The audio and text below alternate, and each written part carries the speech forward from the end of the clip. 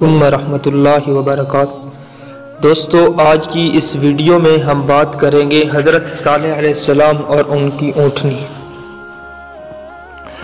دوستو، یہ وہ زمانہ تھا جب عرب میں قوم سمود کا ڈنکا بیٹھا تھا۔ یہ لوگ زیادہ تر کھیتی باڑی کرتے تھے۔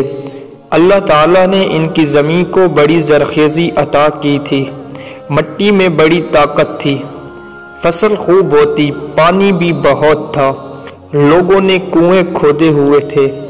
دراصل یہ اپنے وقت کے بہترین انجینئر تھے۔ ان کے محلات، قلعے اور مکان ان کے ہنر کا منہ بولتا ثبوت تھے۔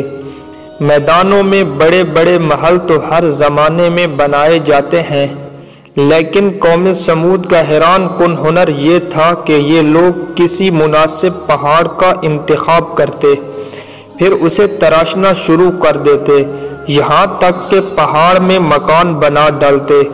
یہ مکان غار نما ہرگز نہیں تھے، بلکہ ان میں ہوا اور روشنی کا مناسب انتظام ہوتا۔ پہاڑ میں تعمیر ہونے کی وجہ سے یہ بہت مضبوط ہوتے تھے۔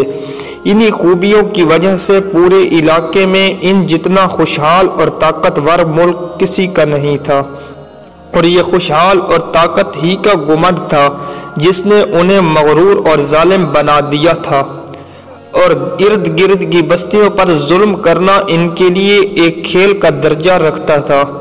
خدا کی بخشی ہوئی نعمتوں کی وجہ سے سمود کے لوگ عیش کی زندگی بسر کر رہے تھے، اور اپنے نبی اور رسول حضرت ہود علیہ السلام کی تعلیمات کو بھلا چکے تھے۔ انہی حالات میں ایک نوجوان کا چرچا ہوا۔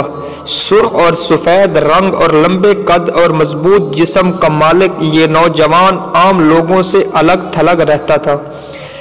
اسے اپنے زمانے کی فضول رونقوں سے کوئی دلچسپی نہیں تھی۔ اپنے بت گداؤں میں رکھے ہوئے بتوں سے بھی سخت نفرت تھی۔ لوگ اس کی زبان سے بتوں کے متعلق نفرت کے کلمات کئی دفعہ سن چکے تھے، لیکن ان کی شرافت اور دیانت کی وجہ سے اسے کچھ نہیں کہتے تھے۔ اس نوجوان کا نام صالح تھا، ایک معزز قبیلے کا باوقار شخص جسے بعد میں اللہ نے اپنا نبی بنایا۔ حضرت صالح علیہ السلام نے شہر کے بڑے بڑے لوگوں کی دعوت کی۔ انہیں کھانا کھلانے کے بعد لوگوں کی آمد کا شکریہ ادا کیا اور انہیں بلانے کا مقصد بتاتے ہوئے کہا، اے لوگو، آج میں نے تمہیں وہ باتیں یاد کرانے کے لیے بلایا ہے جن کو تم بھول چکے ہو۔ مجھے علم ہے کہ تم اس بات کا انکار نہیں کرتے، اللہ ہی نے تمہیں اور تمہاری زمین کو پیدا کیا ہے، لیکن اس کے باوجود تم اس کی عبادت کرنے کی بجائے جھوٹے خداؤں کے سامنے جھکتے ہو۔ اے میری قوم کے سرداروں، یہ گمراہی چھوڑ دو، ایک اللہ کی عبادت کرو، وہی تمہارا اصل رب ہے، اسی سے اپنے گناہوں کی معافی مانگو اور سرکشی کو چھوڑ دو۔ حضرت صالح علیہ السلام کی گفتگو کے جواب میں ان سرداروں نے کہا، اے صالح، تم سے بہت امیدیں تھی، ہم تمہیں بہت معزز اور باوقار شخص سمجھتے تھے، لیکن تم نے ہمیں گمراہ کہہ کر ہمارے باپ دادا کے دین کو گالی دی ہے۔ تمہاری کوئی بات ہماری سمجھ میں نہیں آئی۔ آخر ہم ان خداؤں کی پوجا کیوں چھوڑ دیں جن کو ہمارے باپ دادا پوجتے رہے؟ ہم ان خداؤں کی پوجا کیوں چھوڑ دیں جن کو ہمارے باپ دادا پوجتے رہے؟ تم نے ہمیں بہت مایوس کیا ہے۔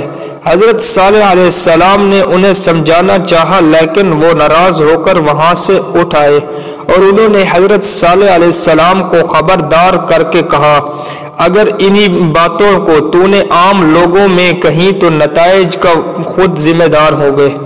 حضرت صالح علیہ السلام نے سرداروں کی دھمکی کی کوئی پرواہ نہیں کی اور نہ ہی اس کو کوئی اہمیت دی، اور اپنی رسالت کا عام اعلان کر دیا۔